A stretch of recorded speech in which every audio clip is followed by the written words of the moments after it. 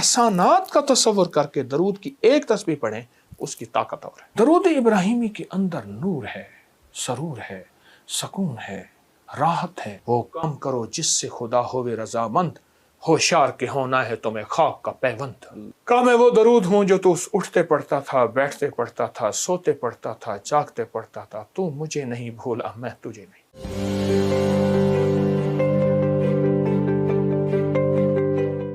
दरूद इब्राहिमी। अनारकली थाने के एक एसएचओ थे, मुझसे कहने लगे कि 71 की जंग में मैं एक जगह फंस गया और घेरे में आ गया। 71 की जंग, जी जी, मैं घेरे में आ गया। तो कहा हर तरफ गोलियां ही गोलियां थी। बस मैंने कहा चले गए। कहा मैंने कलमा पढ़ लिया और अपनी जितनी भी मेरे पास फोर्स थी उनसे कहा दरूद इब्राहिमी पढ़ना शुरू कर दे। अल्लाह। और कहा फिर हम दरूद इब्राहिमी पढ़ते रहे पढ़ते रहे। कहा कुदरत का निज़ाम ऐसे चला, गोलियां चलाने वालों के गोलियों के रुख बदल गए, उन्हें हम नजर नहीं आ रहे थे, कहीं और नजर आ रहे थे हम, और वो उस तरफ दौड़े, और उस तरफ जब दौड़े हम निकल गए। अल्लाह पाक ने उनके रुख बदल दिए दरूद इब्राहिमी की ताकत से। और मेरे पास जो लोग आते हैं ना, जिन पर रज्जत होती है, अमल उल्टे पड़ जाते हैं या अमल की तासीर में वो ताकत के काबिल नहीं होता। आप देखें ना, आप छोटा सा बल्ब डायरेक्ट 11,011 केवी की तारों से नहीं लगाते, मोटी मोटी से छोटी, छोटी से बारीक बारीक ऐसे। तो बाज़ औक़ात बाज़ लोग किसी शेख की इजाज़त के बगैर या अपनी कैफियत के साथ कोई अमल करते हैं, तो मैं उसमें सिर्फ एक चीज़ बताता हूँ, वो है दरूद इब्राहिमी। दरूद इब्राहिमी के अंदर नूर है, सरूर है, सकून है, राहत है, रूहानियत है, नूरानियत है, अता है, शफकत है, मेहरबानी है, इल्का है, कैफ है, कैफियात है, कब्र का नूर है, हशर का नूर है। अजीब बात बताओ, हमें कब्र में जब बंदा जाएगा तो सारे छोड़ जाएंगे, भाई ना तो काम आएगा ना कोई फर्जंद, अरसा नहीं खुल जाएगा जब आँख हुई बंद। वो काम करो जिससे खुदा होवे रजामंद, होशियार के होना है तुम्हें खाक का पैवंद। यौम यफिरुल मरउ मिन अखी व उम्मिही व अबी व साहिबतिही व बनी। कोई काम नहीं आएगा। कब्र में रख के इसको सारे छोड़ के चले जाएंगे, एक हसीन जवान इसके सिरहाने आके बैठेगा और नकीरैन के सवालो जवाब, और हर लम्हे में इसका साथ, अंधेरों में रोशनी, भूख में खाने, कब्र के बिछोने, सब का इंतजाम।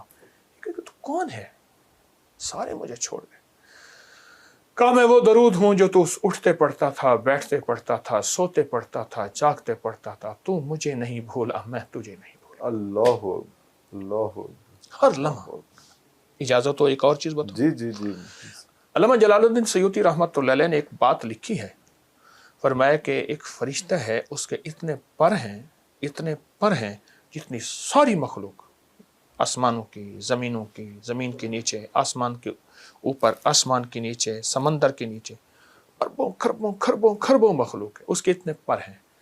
जब फरमाया बंदा दरूद पढ़ता है तो दरूद जब ख़त्म करता है तो वो एक नूर का समंदर है जो इतना बड़ा है कि दुनिया के सारे समंदर कतरा अल्लाह के इल्म में है, उस समंदर में डुबकी लगाता है। जब बाहर निकलता है तो परों को झाड़ता है, हर पर से कतरे गिरते हैं, हर कतरे से फरिश्ता बनता है, और हर फरिश्ता क़यामत तक इसकी तरफ से दरूद पढ़ता रहेगा।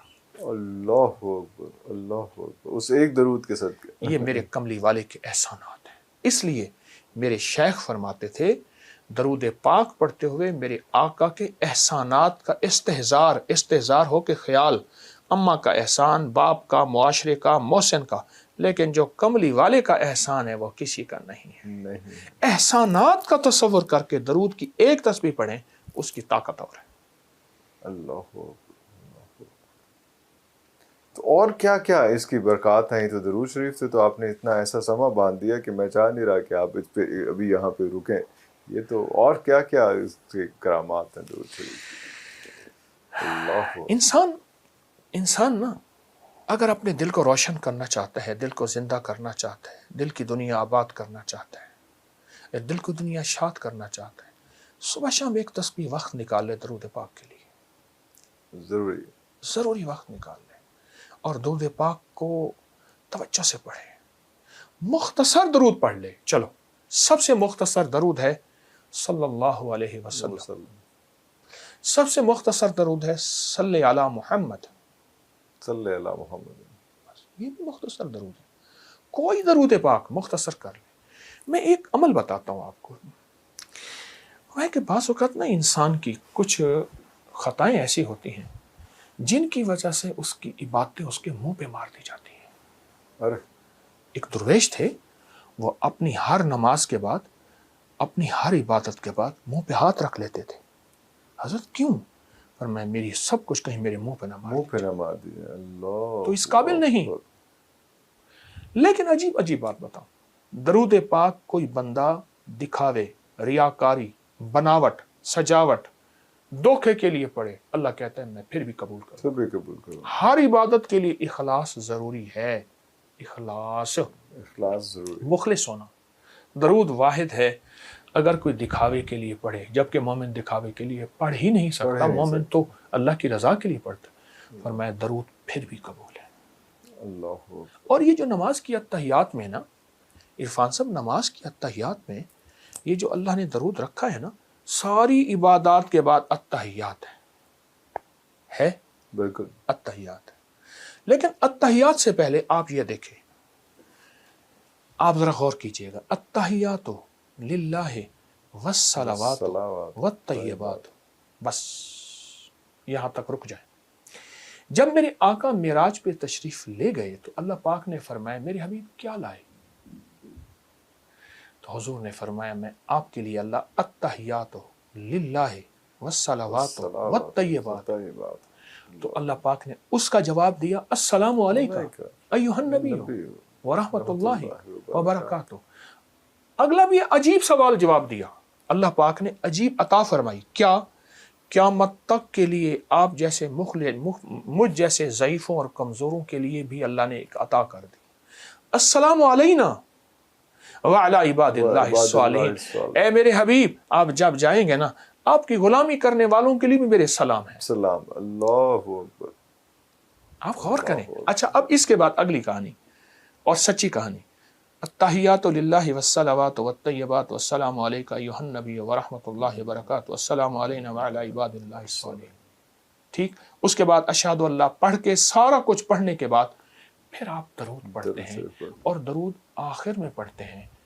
یہ اس بات کی بنیاد ہے کہ ساری عبادتوں پہ قبولیت کی مہر لگتی ہے. اللہ. اور وہ میرے آقا کملی والی کی نسبت کے بغیر نہیں لگ سکتی. نسبت مصطفیٰ، چوکٹ مصطفیٰ کے بغیر نہیں لگ سکتی.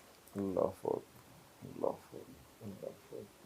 اچھا حضرت جی، کچھ ایسے بھی جب لاسٹ ٹائم ہم نے پروگرام کیا تھا تو اس میں کچھ لوگوں کا کہا تھا کہ بات کریں، تاکہ بہت لوگ چاہتے ہیں کہ آپ سے بات کرنا چاہیں. تو ہم نے ایک ویب سائٹ بنائی تھی، ایک ساتھ ایک میسیجز کا ایک سسٹم شروع کیا تھا. اس میں بہت سارے لوگوں نے میسیج کیے.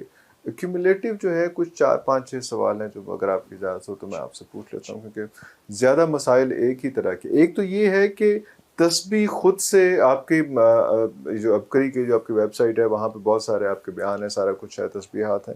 تو خود سے کوئی تسبیح مجھے لگ رہا ہے کہ یہ مسئلہ میرا ہے، اور وہاں سے چوز کریں اور چوز کر کے پڑھنا شروع کر دیں، اور ایک وقت میں 3 4 5 تسبیحات کرنے شروع کر دیں. تو کیا یہ مناسب رہے گا؟ خود ہی سے اپنا علاج تجویز کر کے خود ہی سے اس کی پریکٹس شروع کر دیں؟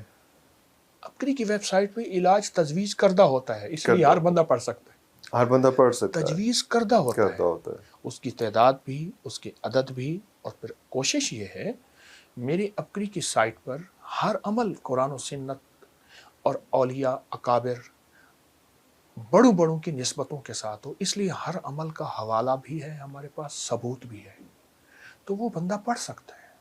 اور انشاءاللہ وہ تو پوچھنے والے ہیں کروڑوں لاکھوں فیض پا رہے ہیں اور بے بہا فیض پا رہے ہیں. کیوں؟